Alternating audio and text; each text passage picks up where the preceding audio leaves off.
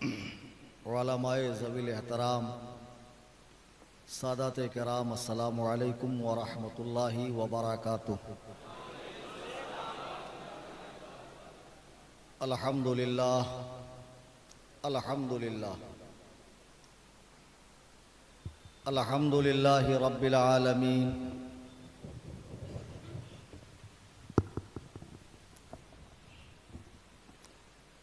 والصلاة والسلام على سید الانبیاء والمرسلین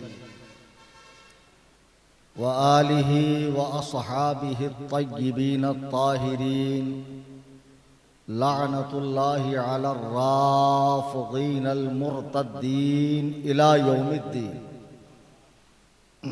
اما بعد، قال اللہ تبارک و تعالی فی القرآن المجید والفرقان الحمید، فاعوذ باللہ من الشیطان الرجیم،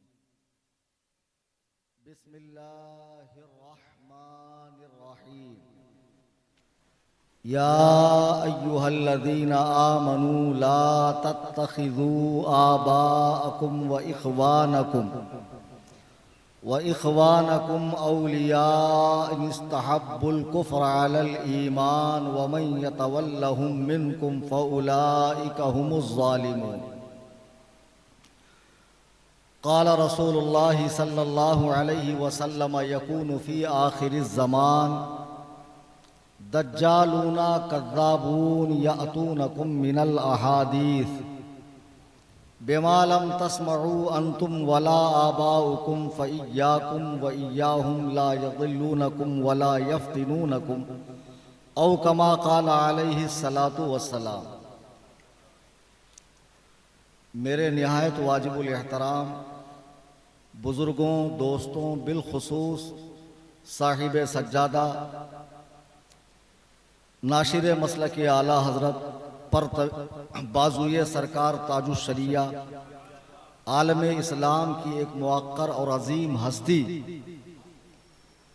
حضور پرنور الحاج الشاہ حضرت العلامہ سید غیاث الدین قادری ترمذی دامت برکاتہم القدسیہ، اور آستان عالیہ پہ حاضر علماء کرام جو قرب و جوار اور دور و دراز سے بھی تشریف لائے۔ آئیے ہم اور آپ غایت ادب و احترام سے اپنی اور ساری کائنات کے مرکز عقیدت جناب احمد مجتبی محمد مصطفیٰ صلی اللہ تبارک و تعالی علیہ وسلم کی بارگاہ میں ہدیہ درود و سلام پیش کریں۔ اللہم صلی علی سیدنا مولانا محمد بارک وسلم۔ جیسے نقیب صاحب کی آواز متاثر ہے، خطیب صاحب کی آواز بھی متاثر ہے۔ نقیب صاحب بارگاہ کے حاضر باش ہیں، ہمیشہ فیض و کرم کی بارش میں نہاتے رہتے ہیں، یہ میرا پہلا اتفاق ہے، اور یقین جانیے کہ مجھے اس مقدس سرزمین سے اتنا ہی لگاؤ ہے جتنا کہ ہر رضوی کو ہونا چاہیے۔ یہ اور بات ہے کہ یہاں آرام فرمانے والے بزرگان دین کے آراس اور ان کی ولادت اور ان کے کارنامے وغیرہ سے ہنوز میں ناواقف ہوں، لیکن بس اتنا مجھے معلوم ہے کہ یہ میرے اعلیٰ حضرت کے پیر خانے کا پیر خانہ ہے۔ اب اس سے زیادہ کیا جاننا ہے؟ جب بریلی شریف حاضری ہوتی ہے سال میں ایک مرتبہ اور بیٹری چارج ہوتی ہے تو پورا سال الحمدللہ فرقہ باطلہ کی طبیعت سے دھلائی ہوتی ہے، کوئی کسر نہیں چھوڑی جاتی۔ اور آج تو میں پاور ہاؤس کے اندر آیا ہوں، اور یہاں سے میں جو لے کر جاؤں گا، تو میں نے کہا تھا نا 26 کو ڈھول پھٹے گا، تو دیکھو میں 24 کو حاضر آ گیا۔ تو اب وہ بیچارے انتظار کریں یوٹیوب کے اوپر جو میں ان کی علمی قلعی کھولنے والا ہوں۔ عزیزان محترم، اس مقدس بارگاہ میں بحیثیت خطیب میں نہیں آیا، ایک زائر کی حیثیت سے آیا۔ جب حضور صاحب سجادہ کا مجھے فون آیا، آج ہی کے دن مجھے ممبئی میں غیر مقلدیت کے حوالے سے ایک تقریر کرنی تھی، لیکن جب حضرت کا فون تشریف لایا میں نے سارے پروگرام رد کر دیے اور اسے اپنے لیے سعادت سمجھا، معراج سمجھا کہ پہلے مجھے وہاں جانا چاہیے۔ بہرحال حاضری ہو گئی، یہ سب سے بڑی بات ہے۔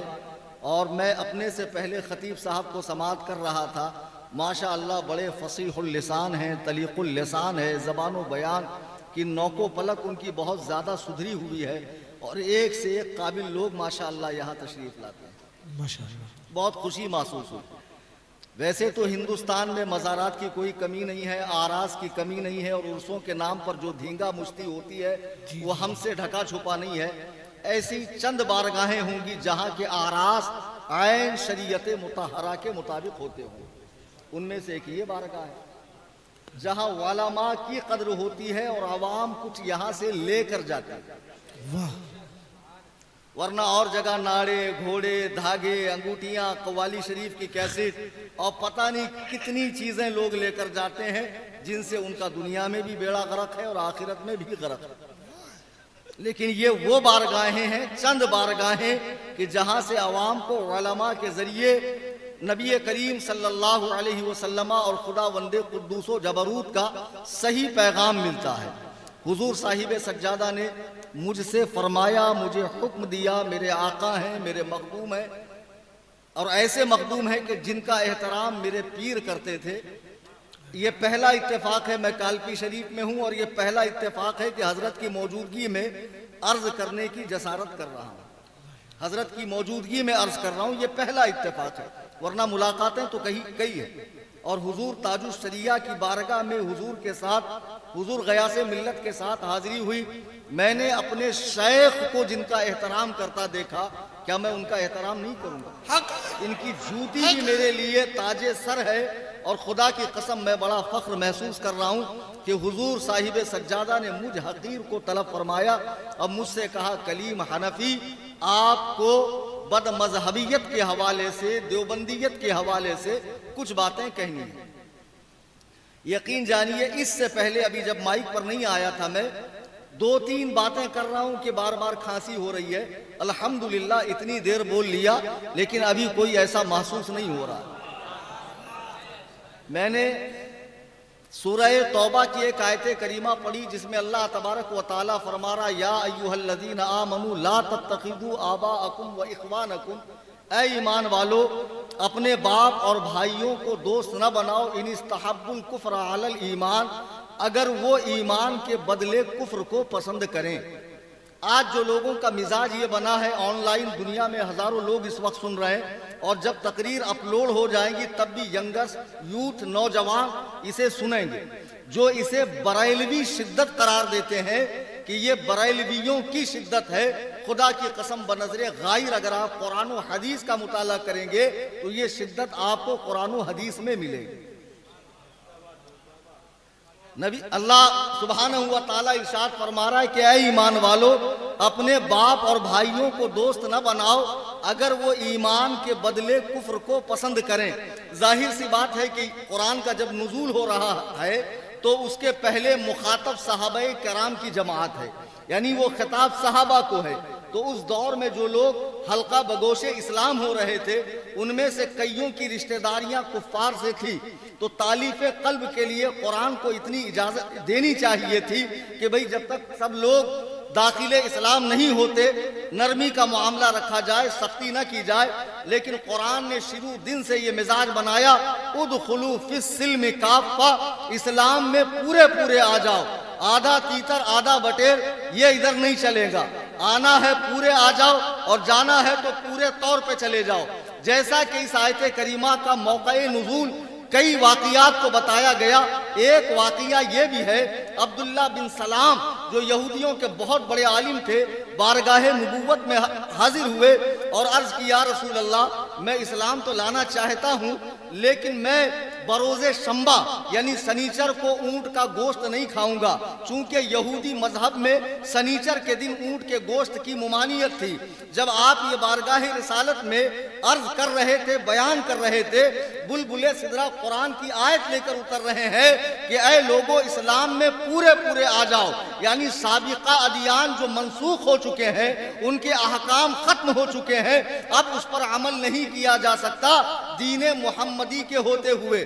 آپ سوچیں جب صحابہ کو اتنا پابند کیا گیا، صحابہ کو اتنا ٹائٹ کیا گیا کہ اس میں ذرا سی لچک نہیں ہو سکتی، بلکہ کئی موقعوں پہ اللہ کے حبیب علیہ السلام کا ارشاد ہے کہ اہل بدعت یعنی گمراہ لوگ اگر بیمار پڑ جائیں تو ان کی عیادت کو نہ جاؤ، ان کی مزاج پرسی نہ کرو، اگر وہ مر جائیں تو تہجید و تفکین کے معاملے میں شرکت نہ کرو، نہ انہیں کندھا دو، نہ ان کی نماز جنازہ میں شرکت کرو۔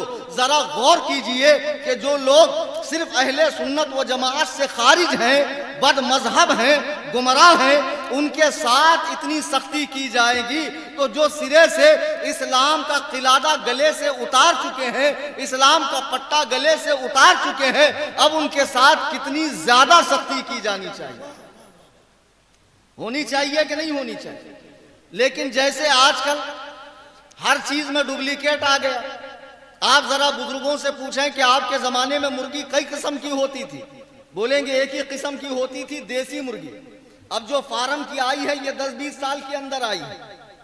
آپ کسی ایجڈ انسان سے پوچھیں آپ کے زمانے میں گائے کئی قسم کی ہوتی تھی، کہیں گے ایک ہی ہوتی تھی، دیسی گائے۔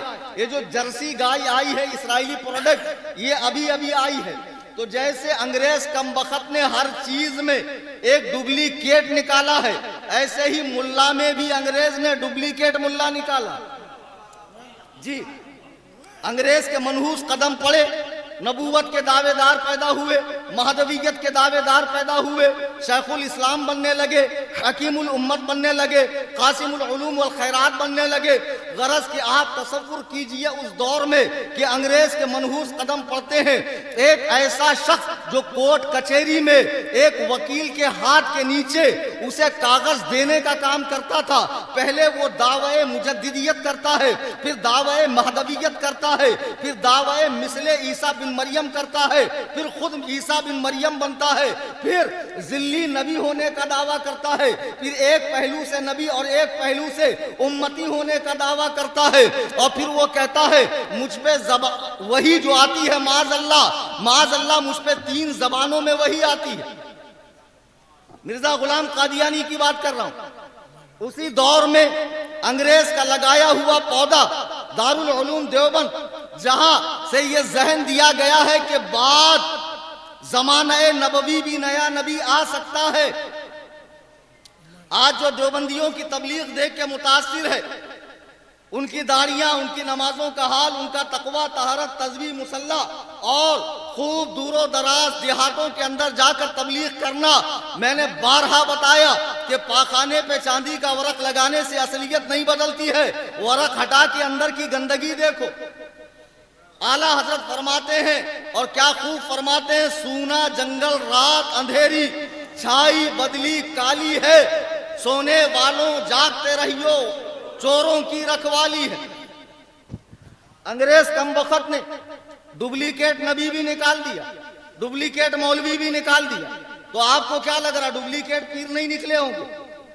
آج ہم خانقاہوں پر دیکھ رہے ہیں تو رافضیت کی بولی جا رہی ہے، اور نسبتیں بڑی بڑی، تعلقات بڑے بڑے، القاب تو ایسے کہ عوام غش کھا کے گر جائے کہ 3 درجن القاب پیر صاحب اپنی ذات میں سموئے ہوئے۔ جن آستانوں پر بیٹھ کر تم رافضیوں کی بولی بول رہے ہو، ان بزرگوں کے معمولات کو تو تم نے اپنا لیا۔ عرس کرنا اور ختم کرنا اور ذکر و اذکار کرنا اور چلا کرنا، مراقبے کرنا، ذکر خفی و جلی کرنا، ان کے عقائد کو کیوں نہیں اپنایا؟ صرف معمولات کو اپنایا، عقائد کو کیوں نہیں اپنایا؟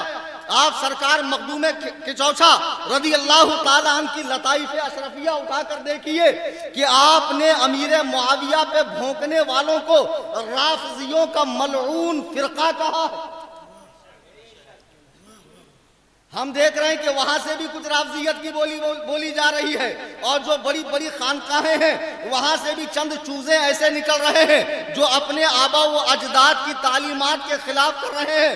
مسلمانوں، اس عرس پاک میں آئے ہو تو یہاں سے پیغام لے کر جاؤ، بحیثیت سنی مجھے اہل سنت و جماعت پر سختی سے قائم رہنا ہے، حضرات صحابہ و اہل بیت دونوں کا دامن تھامے رہنا ہے، اور اسی میں نجات ہے، اس لیے کہ اہل سنت کا ہے بیڑا پار اصحاب حضور، نجم ہے اور ناؤ عطرت رسول اللہ کی۔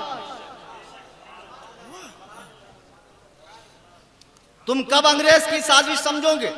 یہ جتنے فرقے ہیں، آج کسی شخص کو آپ پکڑو، تو کیا دیوبندی، تیرا باپ کیا کیسٹ بند، اگر بہت مبالغہ کر کے کہہ دیا باپ دیوبندی تو دادا کو دیوبندی ثابت نہیں کرے گا۔ کسی غیر مقلد کو پکڑیے، گوگل کے مقلد کو، وہ جو مسجدوں میں جہاں 25 لوگ کھڑے ہوتے ایک صف میں، اگر یہ 10 آ جائیں تو 11ویں کی گنجائش نہیں ہے، اتنا زیادہ پیر پھیلا لیں گے کہ بیچ میں سے قربانی کا دمبا نکل جائے گا،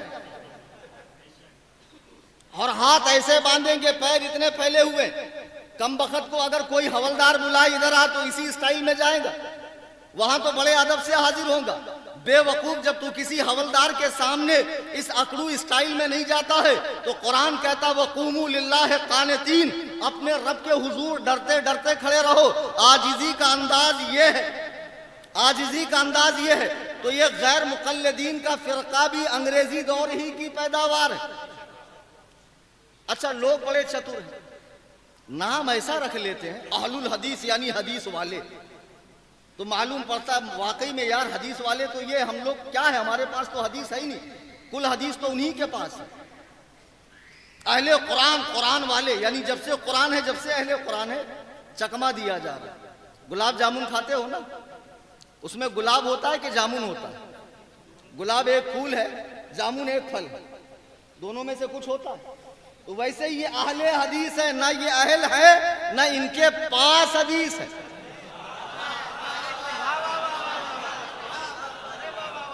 نہ یہ اہل ہے نہ ان کے پاس حدیث ہے۔ اور ڈھیٹ اتنے گدہ الذی خر دماغ بیدال کے بودم چغت البخارا اتنے بڑے کہ انسی ٹیپ لے کر ناپتے امام ابو حنیفہ آگے ہیں کہ میں آگے ہوں۔ اور میں تمہیں سچ بتا رہا ہوں، دیکھو لوگ آن لائن بھی سن رہے ہیں، یہ جو تنتنا ہے نا تمہارے ہاتھ میں، یہ موبائل، یہ صرف اور صرف آپ کی دنیاوی ضرورت کے لیے ہے، دین سیکھنے کے لیے۔ خدا کی قسم، میرے نبی فرماتے حتی اذا لم یبق عالما، جب دنیا میں کوئی عالم نہیں بچے گا نا، اتخذ الناس رؤوسا جہال، لوگ جاہلوں کو اپنا پیشوا بنائیں گے، جو شکلاً عالم ہوں گے، دکھنے میں عالم ہوں گے، لیکن فضلوا واضلوا، وہ خود گمراہ ہوں گے، لوگوں کو گمراہ کریں گے۔ ہم دیکھ رہے ہیں کہ آج یوٹیوب پہ چینل بنا کر 10 بائی 10 کے کمرے میں بیٹھ کر ایک صاحب ساری کتابیں رکھے ہوئے، ان کا کام تھا کیا؟ پائپ لائن درست کرنا، گٹر صاف کرنا، لیکن وہاں پر کام چلا نہیں مرزا پلمبر کا، تو یہاں آ کر تحقیق بگاڑنے لگے۔ میری رائے یہ ہے، میری رائے یہ ہے، میری تحقیق یہ ہے، میں نے جو پڑھا ہے اس کا خلاصہ ہے۔ ابے چغت البخارا، کبھی ہمارے سامنے آ کے عربی عبارت پڑھنا، جب علماء کے سامنے آتے تب کیا نکلتا؟ ڈپلوما، تب نکلتا ڈپلوما۔ بھگت بگلے تم کتنے قابل ہو ہم جانتے ہیں، سوجا ہوا آدمی صحت مند نہیں ہوتا، غبارے میں ذرا سی سوئی ٹوچ دو ساری ہوا نکل جائے گی۔ یہ بقراتی ان کے سامنے کرنا جو جانتے نہ ہو، ورنہ ہم جانتے ہیں لوگ سعودیہ میں جاتے ہیں اونٹ چرانے، وہاں گاڑا گاڑا عین قاف ہا مبالغے کے قطب مینار پہ کھڑے ہو کر تمام اعضائے بدن کو حرکت دے کے حدیث میں نہیں آیا، ہم نے سعودی میں نہیں دیکھا، ضعیف ہے ضعیف۔ ماشاءاللہ، اتنے بقرات لوگ ہیں۔ میں اپنے مدرسے کے آفس میں بیٹھا تھا، دیکھو میں آستانے پاک پر ہوں اور سچ بتا رہا ہوں، ایک صاحب ہمارے پاس لنگی بنڈی میں آئے، لنگی بنڈی میں خط لے کر آئے، مفتی صاحب خط پڑھ دو۔ ہم نے کہا آپ کو نہیں پڑھنا آتا؟ بولے نہیں، ہم کو پڑھنا آتا تو ہم آپ کے پاس آتے۔ تو میں نے کہا پڑھ دیتا ہوں۔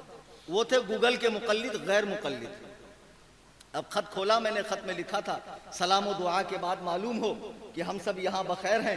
دیکھو تم بمبئی گئے ہو پیسہ کمانے، پیسہ کماؤ لیکن کسی مولوی کی بات سن کر اس کی پیروی مت کرنا، تقلید کے جال میں مت پھنسنا. جو بھی مسئلہ پھنسے ڈائریکٹ کتاب اللہ اور حدیث رسول اللہ سے اپنا مسئلہ حل کر لینا.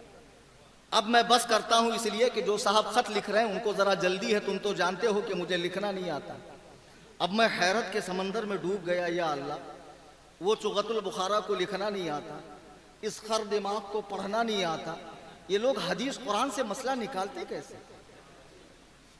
ذرا غور کیجئے کیسے کیسے محقق پیدا ہو گئے، کیسے کیسے مدقق پیدا ہو گئے. ابھی وہ بنگلور کے مناظرے میں ایک 2 مالے کی ٹوپی پہن کر آئے تھے. ہاں ارے ماشاءاللہ پیر صاحب کو دیکھ کر میں نے 150 مناظرے کیے. بتائیے کتنے قابل ہے، 150 مناظرہ کی. یہ سب دھونس ان کو جمانا بابو جو تمہاری حقیقت نہ جانتا. حضرت سلیمان کی بارگاہ میں ایک مچھر آیا، کہا حضور میری ایک کمپلین ہے آپ لکھ لیجئے. آپ نے فرمایا کیا؟ بولے یہ کمبخت ہوا جب بھی چلتی ہے ہمارے پورے قبیلے کو بچھڑنا پڑتا، ماں ہندوستان میں، باپ پاکستان میں، میں قزاقستان میں، کچھ کیجئے. تو حضرت نے کہا جس کے اوپر تم نے مقدمہ کیا ہے اس کو بھی تو بلانا پڑے گا، ایک کام کرو رکو میں ہوا کو بلاتا. اس نے کہا واقعی حضور بلائیں گے؟ تو حضرت سلیمان نے کہا بات تو اس کی بھی سننی پڑے گی نا. تو اس نے کہا ایک کام کیجئے میرا کیس واپس دے دیجئے. اس کو معلوم ہے نا ہوا آنے کے بعد میں رکوں گا. تو ایسے فقرات جہاں جہاں آئیں آپ بریلی کے اسپیشل ٹرینڈ کیے ہوئے علماء کو بلا لیا کر. خدا کی قسم دلائل کے میدان میں، میدان مناظرہ ہو، خطابت ہو، کوئی ہو، امام اہل سنت کے یہ خدام، یہ غلام کسی میدان میں پیچھے نہیں ہٹتے.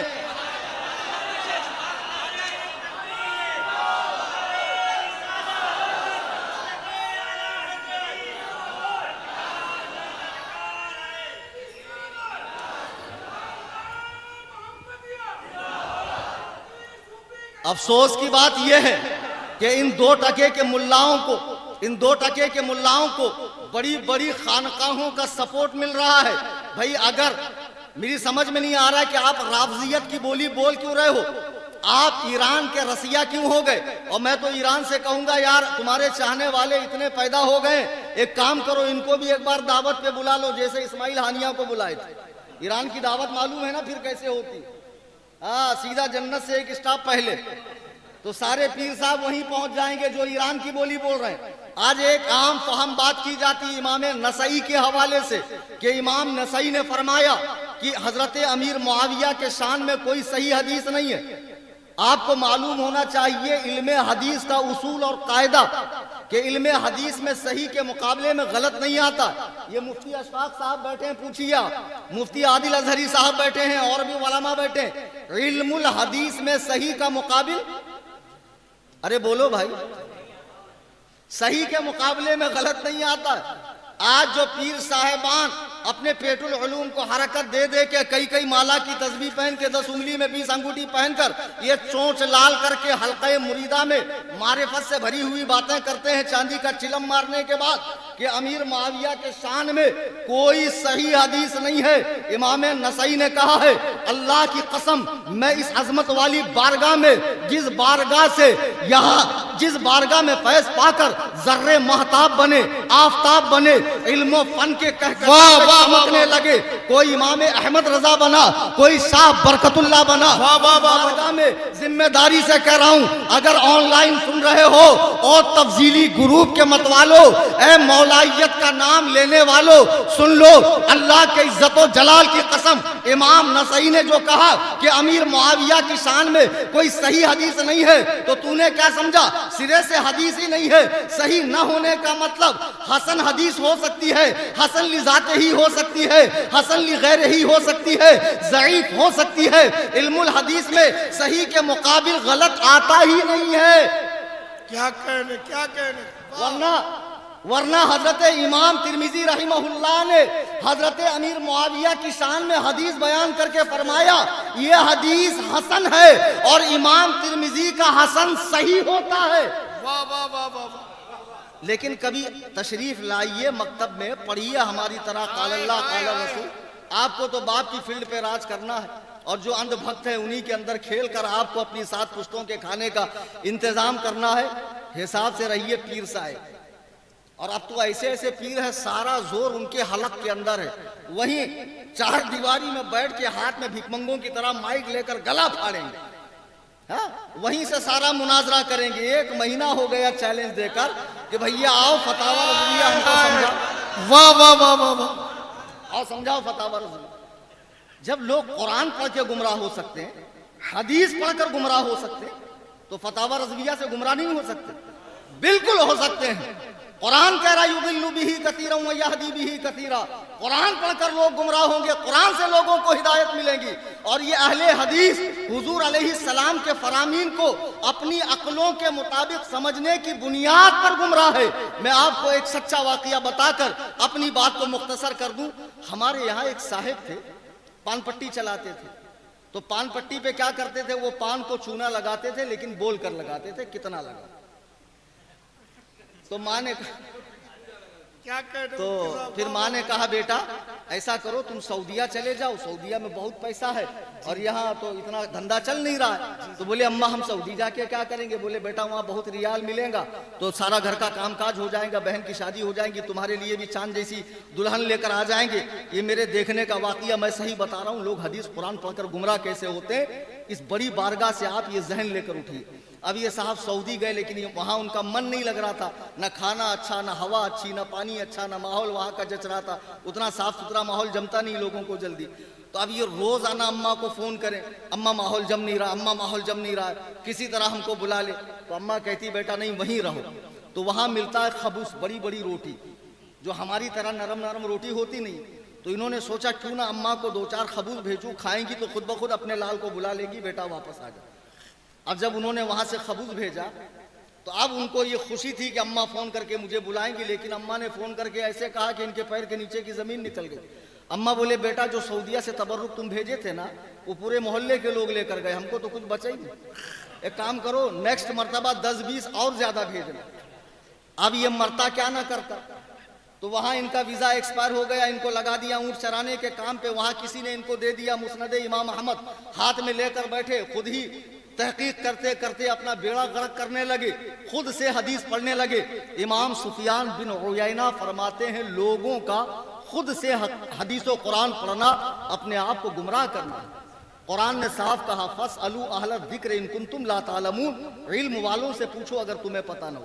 18 سال پڑھنے کے بعد بھی جب لوگ ہم سے مسئلہ پوچھتے ہیں نا تو ہم کتب فقہ کی طرف رجوع کرتے ہیں جی, اور وہاں مفتہ بھی قول کون سا ہے, راجح قول کون سا ہے, وہ عوام کو رکھتے ہیں. تو ہم نے بھی صرف فقہا کی آراء کو لوگوں کے سامنے رکھا.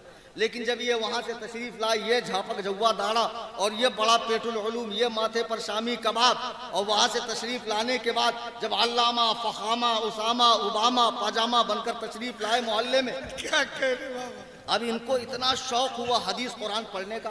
اب ماں نے کہا بیٹا جب تم اتنے بڑے حضرت بن کے آ ہی گئے ہو تو ایک کام کرو تمہاری شادی کرا دیتے. جی تمہاری شادی کراتے. بولے اماں شادی تو کرانا لیکن دیندار عورت سے کرانا. یہ صحیح کا واقعہ بتا رہا ہوں. کیا کہنے. بولے دیندار عورت سے جو پکی نمازی ہو. اماں نے تلاش بسیار کے بعد ایک لڑکی ایسی ڈھونڈی جو نماز 5 وقتہ کی پابند تھی. بہرحال شادی ہو گئی علامہ صاحب کی ان کی. اب شادی ہونے کے بعد یہ بھی نماز پڑھ رہی ہے, علامہ صاحب بھی پڑھ رہے ہیں, لیکن ایک دن ایسا آیا کہ اس نے بیچاری نے نماز نہیں پڑھی. تو علامہ نے دیکھا ظہر میں نہیں پڑھی, عصر میں نہیں پڑھی, تو مغرب میں ان کی رگے خباثت پھڑک گئی. کہا تم نے ظہر عصر کیوں نہیں پڑھی؟ تو اس نے کہا میرے شوہر, اے میرے سرتاج, میں اس منزل میں ہوں جہاں مجھے نماز نہیں پڑھنی چاہیے. بولے کچھ نہیں, حدیث میں آتا ہے نماز کسی حالت میں معاف نہیں ہے, نماز تم کو پڑھنی پڑے گی. واہ. تو وہ سمجھی شاید حضرت سمجھے نہیں. تو بولے حضور مجھے آ رہا ہے. بولے آ رہا ہو چاہے جا رہا ہو, نماز تم کو پڑھنی پڑے گی. ابھی بیچاری بڑی پریشان. تو اس نے کھل کر کہا حضور میں حائضہ ہوں, میں نماز نہیں پڑھ سکتی. تو انہوں نے حدیث سنا دی سنن ابو داؤد کو, لا تقبل صلاۃ حائض الا بخمار, حیض والی کی نماز نہیں ہوتی جب تک اوڑھنی نہ اوڑھے, اوڑھنی اوڑھ لے نماز ہو جائے. عورت بڑی پریشان کہ اب تک تو مفتی کلیم سے سنی تھی, کلیم حنفی سے, کہ اس حالت میں اگر کوئی قصدن نماز پڑھے تو کافرہ ہو جائے گی. اور یہ پتہ نہیں کون سی حدیث پڑھ کے آیا، ڈائریکٹ عربی میں بول رہا ہے اور بتا رہا ہے کہ نماز اوڑھنی اوڑھ کر پڑھو۔ تو اس نے کہا ایک کام کرو، میں مائکے جاتی ہوں، پہلے ٹھیک ٹھاک سے مسئلہ سمجھ کے آتی ہوں۔ پھر یہ آئی، آنے کے بعد محلے کی عورتوں سے ڈسکس کیا، اچھا یہ بتاؤ کہ تم کوئی دین کا مسئلہ جانتی ہو؟ عورتوں نے کہا نہیں، ہم تو روٹی بنانا جانتی ہے، لیپنا پوتنا جانتی ہے، دین کا مسئلہ تو مفتی صاحب جانتے ہیں۔ بولے ایسا ایسا مسئلہ ہے۔ تو عورتوں نے کہا تمہارا شوہر پاگل ہو گیا، بیوقوف ہو گیا، وہ کیسے نماز پڑھنے کے لیے کہہ رہا؟ چلو مفتی کلیم کے پاس۔ ہمارے پاس استفتاء آیا کہ حضور میرا شوہر ایسا کہتا ہے۔ تو میں سمجھ گیا کہ اس کو مرض کیا لگا ہے خود سے حدیث و قرآن پڑھنے۔ جو علماء کے پاس نہیں آتے نا، گھر میں بیٹھے بیٹھے ہی دین سیکھتے ہیں، سارا کے سارا موبائل سے۔ خدا کی قسم گمراہ ہو جاؤں گا، اور شیطان کو گمراہ کرتے دیر نہیں لگتی۔ جی جی جی آج جب مدارس ہیں، علماء سچ ہے۔ ہیں، اور جگہ جگہ پیرانے کرام ہیں، آستانے ہیں، یہاں سے جڑ کر ان کے ذریعے دین سیکھو۔ دین کے نام پر کسی بھی گروپ میں، کسی بھی چینل میں کہیں بھی ایڈ مت ہو، ورنہ ایمان کا طوطا اڑتے دیر نہیں لگے۔ بے شک میں نے اس خاتون سے کہا ایک کام کر، پہلے تو تم کو شادی کرنی نہیں چاہیے تھی، اب تم نے کرا تو ایک ٹرائی میں ماروں گا، تم وہاں چلی جاؤ اور ہماری دعوت کرو۔ پھر وہ گئی، ہماری دعوت کی، اور ہم وہاں جا کر بیٹھے تو سامنے سے وہ فضیلت الشیخ حفظہ اللہ تشریف لا رہے تھے اپنے وجود نامسعود کے ساتھ۔ جب قریب آئے بولے مولوی صاحب آپ تشریف لائے ہیں اس حنفیہ کی وکالت کرنے کے؟ معاذ اللہ رب العالمین۔ ارے تو میں نے کہا آپ اتنے بکھر کیوں رہے، آرام سے آپ بیٹھیے۔ تو بولے دیکھیے مولوی صاحب، جو بھی بات ہم سے کیجئے گا قرآن سے یا حدیث سے، قرآن سے یا حدیث سے، تیسری بات نہیں کرنا۔ تو میں نے کہا آپ بیٹھیے، میں قرآن حدیثی سے بات کروں گا، آپ ذرا یہ بتائیے کہ عورت و مرد کی نماز میں کوئی فرق ہے کہ نہیں؟ بولے کوئی فرق نہیں ہے، بخاری کی حدیث ہے، اللہ کے نبی فرماتے ہیں صلو کما رأیتمونی اصلی، نماز پڑھو جیسے مجھے پڑھتا دیکھتے ہو۔ نبی کا یہ فرمان عورتوں کے لیے بھی ہے، مردوں کے لیے بھی ہے۔ یہ آپ حنفیوں نے الگ کیا ہے، عورتوں کا طریقہ الگ، مردوں کا طریقہ الگ۔ میں نے کہا ماشاءاللہ آپ تو ہر بات میں حدیث پیش کرتے۔ بولے تب سعودیہ میں 8 سال رہا ہوں میں۔ اچھا، تو میں نے کہا اچھا کوئی فرق نہیں ہے، ایک تو مسئلہ یہ بتا دیجئے کہ اگر کسی مرد کے بال بڑے ہوں اور وہ جوڑا باندھ لے، نماز ہوگی؟ بولے نہیں ہوگی۔ سنن نسائی کی حدیث ہے، حضور نے فرمایا ہرگز کوئی لمبے بال والا بالوں کا جوڑا باندھ کر نماز نہ پڑھے، ورنہ نماز نہیں ہوگی۔ میں نے کہا اگر عورت باندھے؟ بولے ہو جائیں گے۔ تو میں نے کہا ابھی تو تم کہہ رہے تو کوئی فرق نہیں۔ بولے نہیں ایک فرق ہے۔ میں نے کہا بغیر ٹوپی کے؟ بولے بالکل ہو جائے گی۔ یہ تو بغیر ٹوپی کے پڑھتے ہی ہے نا، ان کو ٹوپی بھی بوجھ معلوم پڑتی ہے۔ بتاؤ کیسے منحوس ہے، جان بوجھ کے ٹوپی نہیں لگا، اور اتنی جلدی رہتی دعا ایسے مانگتے مجھے مت دے، پیچھے والے کو دے، اور کچھ ایسے مانگتے دینا ہے تو دے، نہیں تو مت دے، سنت نہیں پڑھیں گے۔ تو پھر میں نے کہا بغیر ٹوپی کے ہوں گے؟ بولے بالکل ہوگی، حدیث پاک میں آتا ہے کہ صحابہ کرام بغیر ٹوپیوں کے نماز پڑھتے تھے۔ اور میں نے کہا عورت؟ بولے نا، عورت کو اگر اتنی پتلی اوڑھنی اوڑھی کہ اس کے بالوں کی سیاہی دکھی تب بھی نماز نہیں ہوگی۔ میں نے کہا ابھی تو تم کہہ رہے تو کوئی فرق نہیں۔ نہیں، بولے مفتی صاحب 2 فرق ہے۔ تو میں نے کہا یہ بتاؤ، جیسے جب کوئی فرق نہیں ہے تو عورت اقامت دے سکتی ہے، اقامت کہہ سکتی ہے؟ بولے نہیں۔ تو میں نے کہا دیکھو فرق تو نکلا، عورت مردوں کی صف میں کھڑے ہو سکتی ہے؟ بولے نہیں۔ عورت اذان دے سکتی ہے؟ نہیں۔ عورت امامت کر سکتی ہے؟ نہیں۔ کئی فرق گنواتا گیا تو علامہ صاحب کا جوش ٹھنڈا ہوا، سمجھ گئے مولوی صاحب سامنے قابل ہیں۔ بولے حضور وہ سب تو ٹھیک ہے، لیکن میں نے جو حدیث پڑھا وہ غلط ہے۔ اللہ کے نبی فرماتے ہیں کہ حائضہ کی نماز نہیں ہوگی جب تک اوڑھنی نہ اوڑھے۔ تو میں نے اس کو پوچھا یہ بتاؤ حدیث آج سے ہے؟ بولے نہیں، حدیث تو 1500 سال سے۔ اور میں نے کہا عورتیں؟ بولے عورتیں بھی تب سے ہیں۔ تو میں نے کہا کسی محدث، کسی فقیہ، کسی مجتہد، کسی عالم کو سمجھ میں نہیں آیا، ڈائریکٹ تم کو سمجھ میں آیا اس حدیث کا یہ مطلب ہے؟ تو بولے حضور اس کا اور کیا مطلب ہے، حائضین کا مطلب کیا ہے؟ میں نے کہا بے وقوف، حدیث و قرآن پڑھنے کے لیے 20 علوم چاہیے۔ کتنے؟ 20۔ سبحان اللہ۔ زیادہ بقراتی مت کیا کرو، چلے میں جا کر آ گئے اور چوک درس دینا شروع کر دیا اور حدیث میں آتا ہے۔ مبادہ رسول اللہ کی طرف کوئی بات غلط منسوب ہو گئی تو ٹھکانہ جہنم ہو جائے گا تمہارا۔